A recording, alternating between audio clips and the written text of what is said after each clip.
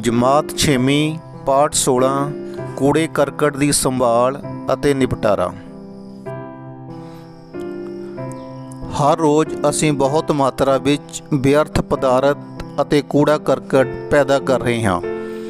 तुसीं शायद ਜਨਤਕ ਥਾਵਾਂ ਤੇ ਲੋਕਾਂ ਨੂੰ मूंगफली ਖਾਣ ਤੋਂ ਬਾਅਦ मूंगफली ਦੇ ਛਿਲਕੇ ਸੁੱਟਦੇ ਹੋਏ ਜਾਂ ਵਿਦਿਆਰਥੀਆਂ ਨੂੰ ਪੈਨਸਲ ਘੜਨ ਤੋਂ ਬਾਅਦ ਪੈਨਸਲ ਦਾ ਕੂੜਾ ਸੁੱਟਦੇ ਹੋਏ ਵੇਖਿਆ ਹੋਵੇਗਾ। ਕੋਈ ਵੀ ਪਦਾਰਥ ਜੋ ਵਰਤੋਂ ਤੋਂ ਬਾਅਦ ਸੁੱਟਿਆ ਜਾਂਦਾ ਹੈ ਜਾਂ ਬੇਕਾਰ ਜਾਂ ਖਰਾਬ ਹੈ ਨੂੰ ਕੂੜਾ ਕਿਹਾ ਜਾਂਦਾ ਹੈ।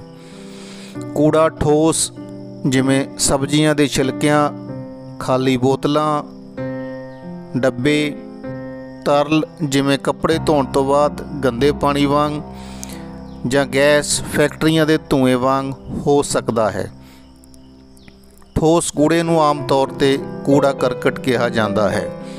ਵੱਡਾ ਨੀਵਾਂ ਇਲਾਕਾ ਜਿਸ ਵਿੱਚ ਕੂੜਾ ਕਰਕਟ ਸੁੱਟਿਆ ਜਾਂਦਾ ਹੈ ਨੂੰ ਢੇਰ ਆਖਦੇ ਹਨ। ਕੂੜੇ ਕਰਕਟ ਅਤੇ ਵਿਅਰਥ ਪਦਾਰਥਾਂ ਦਾ ਨਿਪਟਾਰਾ ਭਾਰਤ ਵਿੱਚ ਇੱਕ ਵੱਡੀ ਸਮੱਸਿਆ ਹੈ। ਅਸੀਂ ਆਪਣੀਆਂ ਰੋਜ਼ਾਨਾ ਜ਼ਿੰਦਗੀ ਦੀਆਂ ਗਤੀਵਿਧੀਆਂ ਦੌਰਾਨ ਬਹੁਤ ਸਾਰਾ ਕੂੜਾ ਕਰਕਟ ਪੈਦਾ ਕਰਦੇ ਹਾਂ। ਘਰਾਂ ਅਤੇ ਆਲੇ ਦੁਆਲੇ ਦੀ ਸਫਾਈ ਬਣਾਈ ਰੱਖਣ ਲਈ ਕੂੜੇ ਕਰਕਟ ਦਾ ਸਹੀ ਨਿਪਟਾਰਾ ਕਰਨਾ ਜ਼ਰੂਰੀ ਹੈ। ਅਸੀਂ ਕੂੜੇ ਕਰਕਟ ਦੇ ਉਤਪਾਦਨ ਨੂੰ ਰੋਕ ਨਹੀਂ ਸਕਦੇ, ਪਰ ਅਸੀਂ ਬੁੱਧੀਮਾਨੀ ਨਾਲ ਇਸ ਦਾ ਉਤਪਾਦਨ ਘੱਟ ਕਰ ਸਕਦੇ ਹਾਂ।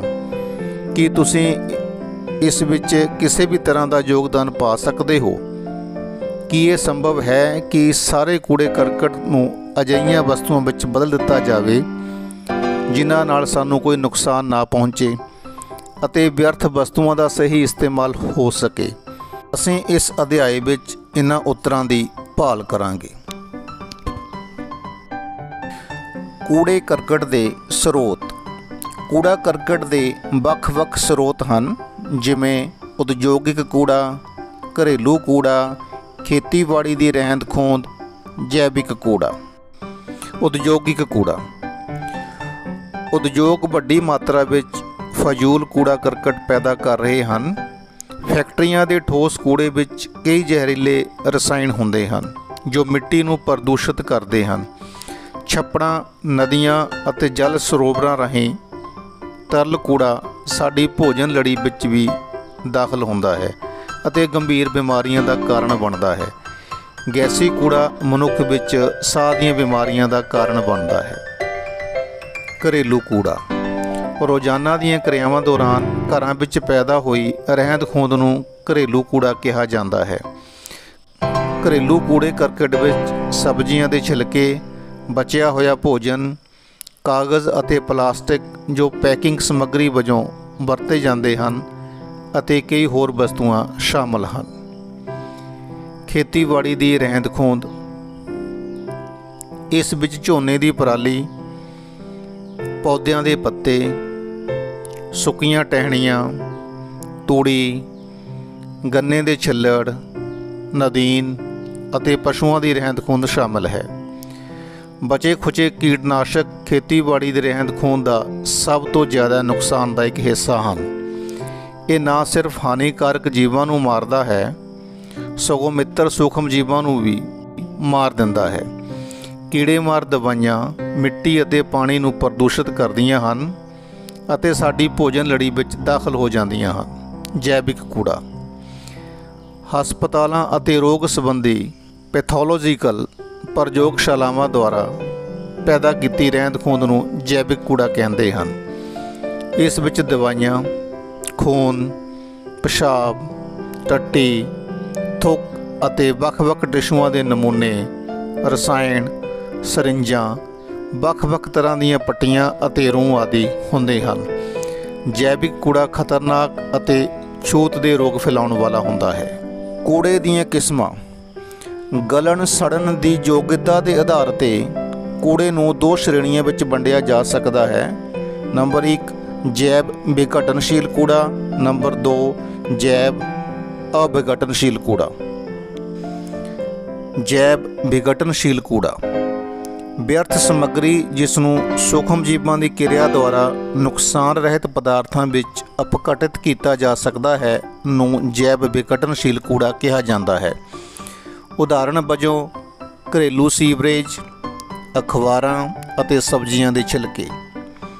ਜੈਵ ਅਵਿਘਟਨਸ਼ੀਲ ਕੂੜਾ ਵਿਅਰਥ ਸਮੱਗਰੀ ਜਿਸ ਨੂੰ ਸੂਖਮ ਜੀਵਾਂ ਦੀ ਕਿਰਿਆ ਦੁਆਰਾ ਨੁਕਸਾਨ ਰਹਿਤ ਪਦਾਰਥਾਂ ਵਿੱਚ ਅਪਘਟਿਤ ਨਹੀਂ ਕੀਤਾ ਜਾ ਸਕਦਾ ਨੂੰ ਜੈਵ ਅਵਿਘਟਨਸ਼ੀਲ ਕੂੜਾ ਕਿਹਾ ਜਾਂਦਾ ਹੈ। ਅਜਿਹੇ ਪਦਾਰਥਾਂ ਦਾ ਸਾਡੇ ਵਾਤਾਵਰਣ ਵਿੱਚ ਲਗਾਤਾਰ ਢੇਰ ਲੱਗਦਾ ਰਹਿੰਦਾ ਹੈ। ਉਦਾਹਰਣ ਵਜੋਂ ਪੋਲੀਥੀਨ ਬੈਗ, ਪਲਾਸਟਿਕ, ਕੱਚ ਅਤੇ ਧਾਤ ਦੀਆਂ ਵਸਤੂਆਂ।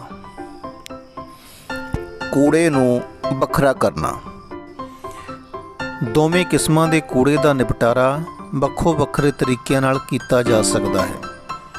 ਇਸ ਲਈ ਜੇ ਅਸੀਂ ਕੂੜੇ ਦਾ ਸਹੀ ਨਿਪਟਾਰਾ ਕਰਨਾ ਚਾਹੁੰਦੇ ਹਾਂ ਤਾਂ ਇਹਨਾਂ ਨੂੰ ਨਿਪਟਾਰੇ ਤੋਂ ਪਹਿਲਾਂ ਵੱਖ ਕੀਤਾ ਜਾਣਾ ਚਾਹੀਦਾ ਹੈ। ਨੀਲੇ ਕੂੜੇਦਾਨ ਦੀ ਵਰਤੋਂ ਜੈਵ ਅਵਿਘਟਨਸ਼ੀਲ ਭਾਵ ਨਸ਼ਟ ਹੋਣ ਯੋਗ ਕੂੜੇ ਨੂੰ ਇਕੱਠਾ ਕਰਨ ਲਈ ਕੀਤੀ ਜਾਂਦੀ ਹੈ। ਉਦਾਹਰਣ ਵਜੋਂ ਪੋਲੀਥੀਨ ਥੈਲੇ, ਪਲਾਸਟਿਕ, ਕੱਚ ਅਤੇ ਧਾਤੂ ਦੀਆਂ ਚੀਜ਼ਾਂ। ਹਰੇ ਕੂੜੇਦਾਨ ਦੀ ਵਰਤੋਂ ਜੈਵ ਵਿਘਟਨਸ਼ੀਲ ਭਾਵ ਨਸ਼ਟ ਹੋਣ ਯੋਗ ਕੂੜੇ ਨੂੰ ਇਕੱਠਾ ਕਰਨ ਲਈ ਕੀਤੀ ਜਾਂਦੀ ਹੈ। ਉਦਾਹਰਣ ਵਜੋਂ ਘਰੇਲੂ ਵਿਅਰਥ, ਅਖਬਾਰਾਂ ਅਤੇ ਫਲਾਂ ਸਬਜ਼ੀਆਂ ਦੇ ਛਿਲਕੇ। ਕੂੜੇ ਕਰਕਟ ਨਾਲ ਨਜਿੱਠਣਾ। ਕੂੜੇ ਕਰਕਟ ਦੇ ਨਿਪਟਾਰੇ ਲਈ 3 ਮਹੱਤਵਪੂਰਨ ਢੰਗ ਹਨ: ਕੰਪੋਸਟਿੰਗ, ਭਰਾਵ ਖੇਤਰ ਅਤੇ ਜਲਾਉਣਾ। ਕੰਪੋਸਟਿੰਗ ਸੂਖਮ ਜੀਵਾਂ ਦੀ ਕਿਰਿਆ ਦੁਆਰਾ ਜੈਵ ਵਿਘਟਨਸ਼ੀਲ ਕੂੜੇ ਦਾ ਅਪਘਟਨ ਕਰਕੇ ਇਸ ਨੂੰ ਕੰਪੋਸਟ ਜਾਂ ਦੇਸੀ ਖਾਦ ਵਿੱਚ ਬਦਲਿਆ ਜਾਂਦਾ ਹੈ। ਵਿਅਰਥ ਪਦਾਰਥਾਂ ਨੂੰ ਇਸ ਤਰ੍ਹਾਂ ਪਰਿਵਰਤਿਤ ਕਰਨ ਦੀ ਕਿਰਿਆ ਨੂੰ ਕੰਪੋਸਟਿੰਗ ਕਹਿੰਦੇ ਹਨ। ਦੇਸੀ ਖਾਦ ਪੋਸ਼ਕ ਤੱਤਾਂ ਨਾਲ ਭਰਪੂਰ ਹੁੰਦੀ ਹੈ। ਇਹ ਪੌਦੇ ਦੇ ਵਾਧੇ ਲਈ ਸਾਰੇ ਜ਼ਰੂਰੀ ਪੋਸ਼ਕ ਤੱਤ ਪ੍ਰਦਾਨ ਕਰਦੀ ਹੈ। ਇਸ ਦੀ ਵਰਤੋਂ ਬਾਗਬਾਨੀ ਅਤੇ ਖੇਤੀਬਾੜੀ ਵਿੱਚ ਖਾਦ ਵਜੋਂ ਕੀਤੀ ਜਾਂਦੀ ਹੈ। ਵਰਮੀ ਕੰਪੋਸਟਿੰਗ ਗੰਡੋਇਆਂ ਦੀ ਮਦਦ ਨਾਲ ਖਾਦ ਤਿਆਰ ਕਰਨ ਦੇ ਢੰਗ ਨੂੰ ਵਰਮੀ ਕੰਪੋਸਟਿੰਗ ਕਹਿੰਦੇ ਹਨ। ਖਾਦ ਬਣਾਉਣ ਲਈ ਵਰਤੇ ਜਾਂਦੇ ਗੰਡੋਇਆਂ ਨੂੰ ਲਾਲ ਗੰਡੋਏ ਕਹਿੰਦੇ ਹਨ। ਇਹ ਗੰਡੋਏ ਮਿੱਟੀ ਦੇ ਨਾਲ ਵਿਅਰਥ ਸਮੱਗਰੀ ਨੂੰ ਖਾ ਕੇ ਇਸ ਨੂੰ ਕੰਪੋਸਟ ਵਿੱਚ ਬਦਲ ਦਿੰਦੇ ਹਨ। ਇਹ ਤਰੀਕਾ ਸਧਾਰਨ, ਪ੍ਰਭਾਵਸ਼ਾਲੀ ਅਤੇ ਸੁਵਿਧਾਜਨਕ ਹੈ। ਭਰਾਵ ਖੇਤਰ। ਭਰਾਵ ਖੇਤਰ ਇੱਕ ਵੱਡਾ ਖੁੱਲ੍ਹਾ ਖੇਤਰ ਹੁੰਦਾ ਹੈ ਜੋ ਆਮ ਤੌਰ 'ਤੇ ਰਿਹਾਇਸ਼ੀ ਖੇਤਰਾਂ ਤੋਂ ਦੂਰ ਹੁੰਦਾ ਹੈ, ਜਿੱਥੇ ਕੂੜਾ ਕਰਕਟ ਸੁੱਟਿਆ ਜਾਂਦਾ ਹੈ। ਕੂੜੇ ਕਰਕਟ ਵਿੱਚ ਅਕਸਰ ਕੁਝ ਉਪਯੋਗੀ ਵਸਤੂਆਂ ਅਤੇ ਕੁਝ ਗੈਰ ਉਪਯੋਗੀ ਵਸਤੂਆਂ ਸ਼ਾਮਿਲ ਹੁੰਦੀਆਂ ਹਨ। ਜਿਹੜੀਆਂ ਵਸਤੂਆਂ ਪੁਨਰ ਉਤਪਾਦਨ ਕਰਕੇ ਵੱਖ ਕੀਤੀਆਂ ਜਾ ਸਕਦੀਆਂ ਹਨ, ਉਹਨਾਂ ਨੂੰ ਵੱਖ ਕਰਕੇ ਪੁਨਰ ਉਤਪਾਦਨ ਲਈ ਭੇਜ ਦਿੱਤਾ ਜਾਂਦਾ ਹੈ।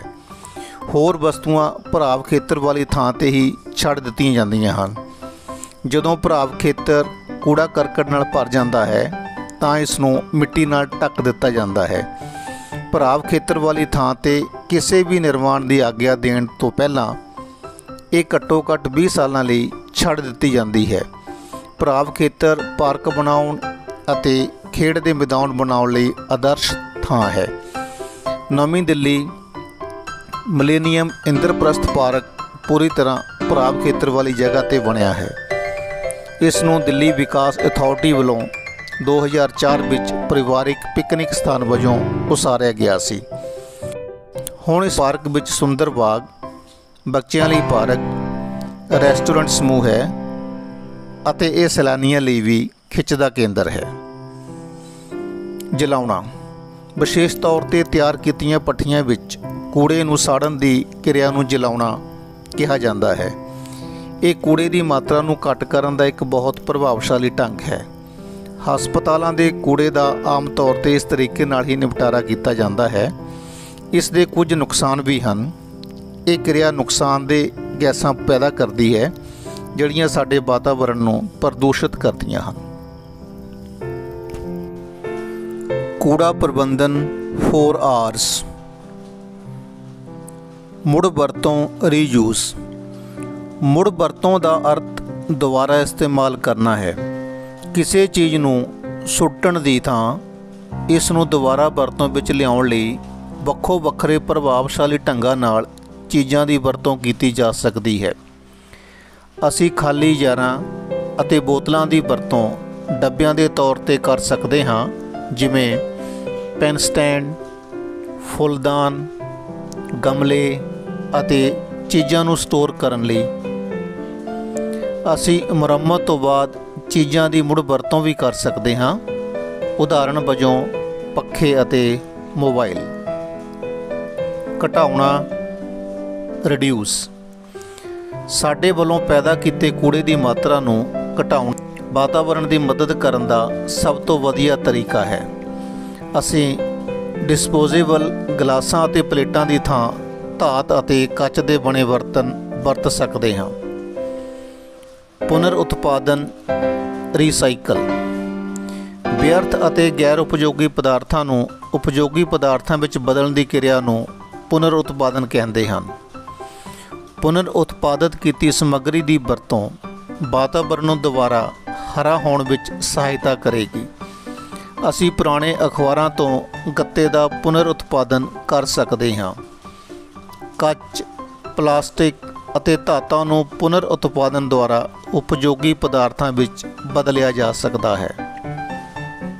ਇਨਕਾਰ, ਰਿਫਿਊਜ਼।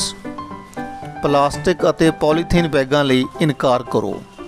ਇਨਕਾਰ ਕਰਨ ਨਾਲ ਅਸੀਂ ਆਪਣੇ ਵਾਤਾਵਰਣ ਨੂੰ ਪ੍ਰਦੂਸ਼ਿਤ ਕਰਨ ਵਾਲੀ ਡਿਸਪੋਜ਼ੇਬਲ ਪਲਾਸਟਿਕ ਤੋਂ ਬਚਾ ਸਕਦੇ ਹਾਂ। ਇਸ ਦੀ ਸਭ ਤੋਂ ਆਸਾਨ ਉਦਾਹਰਣ ਹੈ ਡਿਸਪੋਜ਼ੇਬਲ ਪਲਾਸਟਿਕ ਬੋਤਲ ਦੀ ਥਾਂ ਮੁੜ ਵਰਤੋਂਯੋਗ ਧਾਤ ਦੀ ਬਣੀ ਬੋਤਲ ਦੀ ਵਰਤੋਂ ਕਰਨਾ ਹੈ। ਪਲਾਸਟਿਕ, ਬਰਦਾਨ ਜਾਂ ਸ਼ਰਾਬ। ਪਲਾਸਟਿਕ ਸਾਡੀ ਰੋਜ਼ਾਨਾ ਜ਼ਿੰਦਗੀ ਦਾ ਹਿੱਸਾ ਬਣ ਗਿਆ ਹੈ। ਪਲਾਸਟਿਕ ਦੇ ਕੁਝ ਲਾਭ ਅਤੇ ਕੁਝ ਨੁਕਸਾਨ ਵੀ ਹਨ। ਇਹ ਹਲਕਾ, ਲਚਕਦਾਰ, ਘੱਟ ਲਾਗਤ ਵਾਲਾ ਅਤੇ ਜਲ ਪ੍ਰਤੀਰੋਧਕ ਹੁੰਦਾ ਹੈ। ਪਲਾਸਟਿਕ ਦੇ ਡੱਬਿਆਂ ਨੇ ਕੱਚ ਅਤੇ ਕਾਗਜ਼ ਦੇ ਅਜਿਹੇ ਡੱਬਿਆਂ ਦੀ ਜਗ੍ਹਾ ਲੈ ਲਈ ਹੈ ਜੋ ਪਹਿਲਾਂ ਆਮ ਤੌਰ 'ਤੇ ਵਰਤੇ ਜਾਂਦੇ ਸਨ। ਪਲਾਸਟਿਕ ਦੇ ਥੈਲੇ ਮੁੜ ਵਰਤੋਂਯੋਗ ਹਨ ਅਤੇ ਇਹਨਾਂ ਦਾ ਪੁਨਰ ਉਤਪਾਦਨ ਵੀ ਕੀਤਾ ਜਾ ਸਕਦਾ ਹੈ। ਪਲਾਸਟਿਕ ਟਿਊਬਾਂ, ਬੋਤਲਾਂ ਦੀ ਵਰਤੋਂ ਪ੍ਰਯੋਗਸ਼ਾਲਾ ਦੇ ਉਪਕਰਨਾਂ ਜਿਵੇਂ ਕਿ ਬੀਕਰਾਂ, ਪਰਖ ਨਲੀਆਂ, ਸਰਿੰਜਾਂ, ਬੋਤਲਾਂ ਅਤੇ ਹੋਰ ਚੀਜ਼ਾਂ ਵਜੋਂ ਕੀਤੀ ਜਾਂਦੀ ਹੈ। ਪਲਾਸਟਿਕ ਦੀ ਵਰਤੋਂ ਹਲਕੇ ਫਰਨੀਚਰ, ਖਿਡੌਣੇ, ਬਕਸੇ ਅਤੇ ਕਈ ਹੋਰ ਘਰੇਲੂ ਉਪਕਰਨ ਬਣਾਉਣ ਲਈ ਕੀਤੀ ਜਾਂਦੀ ਹੈ। ਆਸਾਨੀ ਨਾਲ ਉਪਲਬਧ ਹੋਣ ਦੇ ਨਾਲ ਇਹ ਸਸਤਾ ਵੀ ਹੈ। ਇੱਥੋਂ ਤੱਕ ਕਿ ਪਲਾਸਟਿਕ ਦੇ ਡੱਬਿਆਂ ਨੇ ਸਾਡੀ ਰਸੋਈ ਵਿੱਚ ਵੀ ਜਗ੍ਹਾ ਲੈ ਲਈ ਹੈ ਕਿਉਂਕਿ ਇਹਨਾਂ ਨੂੰ ਸੰਭਾਲਣਾ ਅਤੇ ਧੋਣਾ ਸੌਖਾ ਹੈ। ਅਸੀਂ ਪਲਾਸਟਿਕ ਤੋਂ ਬਗੈਰ ਆਪਣੀ ਜ਼ਿੰਦਗੀ ਦੀ ਕਲਪਨਾ ਵੀ ਨਹੀਂ ਕਰ ਸਕਦੇ। ਪਲਾਸਟਿਕ ਜੈਵ ਅਵਿਘਟਨਸ਼ੀਲ ਭਾਵ ਨਾ ਨਸ਼ਟ ਹੋਣਯੋਗ ਪਦਾਰਥ ਹੈ। ਇਸ ਨੂੰ ਆਸਾਨੀ ਨਾਲ ਖਤਮ ਨਹੀਂ ਕੀਤਾ ਜਾ ਸਕਦਾ। ਪਲਾਸਟਿਕ ਸਾਡੀ ਸਿਹਤ ਲਈ ਬਹੁਤ ਹਾਨੀਕਾਰਕ ਹੈ। ਪਲਾਸਟਿਕ ਦਾ ਨਿਪਟਾਰਾ ਪਾਣੀ ਵਿੱਚ ਕਰ ਦੇਣ ਨਾਲ ਇਹ ਪਾਣੀ ਨੂੰ ਪ੍ਰਦੂਸ਼ਿਤ ਕਰ ਦਿੰਦਾ ਹੈ। ਸਾੜਨ ਨਾਲ ਇਸ ਨੂੰ ਕੁਝ ਹੱਦ ਤੱਕ ਖਤਮ ਕੀਤਾ ਜਾ ਸਕਦਾ ਹੈ, ਪਰੰਤੂ ਸਾੜਨ 'ਤੇ ਇਹ ਹਾਨੀਕਾਰਕ ਗੈਸਾਂ ਪੈਦਾ ਕਰਦਾ ਹੈ ਜਿਸ ਕਾਰਨ ਹਵਾ ਪ੍ਰਦੂਸ਼ਣ ਹੁੰਦਾ ਹੈ। ਪਲਾਸਟਿਕ ਨੂੰ ਅਪਘਟਿਤ ਹੋਣ ਲਈ ਹਜ਼ਾਰਾਂ ਸਾਲ ਲੱਗ ਸਕਦੇ ਹਨ। ਭੋਜਨ ਦੇ ਨਾਲ ਇਸ ਨੂੰ ਨਿਗਲ ਜਾਣ ਕਾਰਨ ਹਰ ਸਾਲ ਕਾਫੀ ਜਾਨਵਰ ਅਤੇ ਮੱਛੀਆਂ ਮਰ ਜਾਂਦੀਆਂ ਹਨ। ਮਾਨਵ ਜਾਤੀ ਲਈ ਪਲਾਸਟਿਕ ਇੱਕ ਵਰਦਾਨ ਦੇ ਨਾਲ ਸ਼ਰਾਪ ਵੀ ਹੈ। ਅਸੀਂ ਪਲਾਸਟਿਕ ਦੀ ਵਧੇਰੇ ਵਰਤੋਂ ਨੂੰ ਘਟਾ ਸਕਦੇ ਹਾਂ। ਪਲਾਸਟਿਕ ਥੈਲਿਆਂ ਦੀ ਵਰਤੋਂ ਤੋਂ ਪਰਹੇਜ਼ ਕਰੋ। ਦੁਕਾਨਦਾਰ ਨੂੰ ਕਾਗਜ਼ ਤੋਂ ਬਣੇ ਥੈਲੇ ਦੇਣ ਲਈ ਕਹੋ। ਕੇਵਲ ਇੱਕ ਵਾਰ ਹੀ ਵਰਤੇ ਜਾ ਸਕਣ ਵਾਲੇ ਪਲਾਸਟਿਕ ਤੋਂ ਪਰਹੇਜ਼ ਕਰੋ। ਖਾਣ ਵਾਲੀਆਂ ਵਸਤੂਆਂ ਨੂੰ ਪਲਾਸਟਿਕ ਥੈਲਿਆਂ ਵਿੱਚ ਸਟੋਰ ਨਾ ਕਰੋ। ਇੱਧਰ ਉੱਧਰ ਪਲਾਸਟਿਕ ਥੈਲੇ ਨਾ ਸੁੱਟੋ। ਪਲਾਸਟਿਕ ਦੀਆਂ ਵਸਤੂਆਂ ਨੂੰ ਨਾ ਸਾੜੋ। ਪਲਾਸਟਿਕ ਦੇ ਥੈਲਿਆਂ ਵਿੱਚ ਕੂੜੇ ਕਰਕਟ ਦਾ ਨਿਪਟਾਰਾ ਨਾ ਕਰੋ।